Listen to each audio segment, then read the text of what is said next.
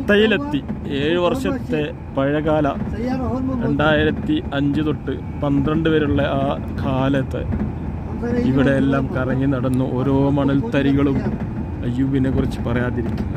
ഇവിടുത്തെ ഓരോ മരങ്ങളും, കാരണം എൻ്റെ ജോലി എങ്ങനെയായിരുന്നു, ഓരോ തോട്ടങ്ങളിലും കയറി ഇറങ്ങി ഓരോ സർവേ നടത്തി, ചെക്കിങ് നടത്തി, എല്ലാം ട്രീറ്റ്മെൻറ്റുകളിന് വേണ്ടിയിട്ട് റിപ്പോർട്ട് കൊടുത്തു.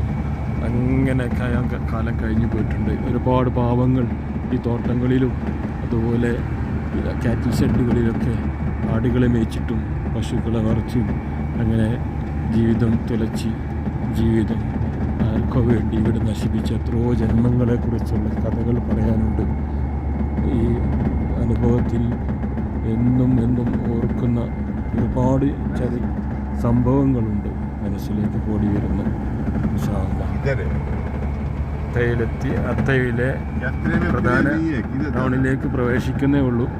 ഇത് അതിന് മുമ്പുള്ള ചെറിയ തോട്ടങ്ങളും ദുബായിലുള്ള ഓരോ വലിയ വലിയ പണക്കാരുടെ തോട്ടങ്ങളാണ് ഇതൊക്കെ. ഇതിൻ്റെ ഉള്ളിലെല്ലാം കയറി ഇറങ്ങി ഓരോ ഭാഗങ്ങളും മുക്കുമൂലകളും അരിച്ച് പെറുക്കി ചെക്കിങ് നടത്തിയിരുന്ന ആ ഒരു കാലയളവ് ഇപ്പോഴും സബ്ജി മാർക്കറ്റ്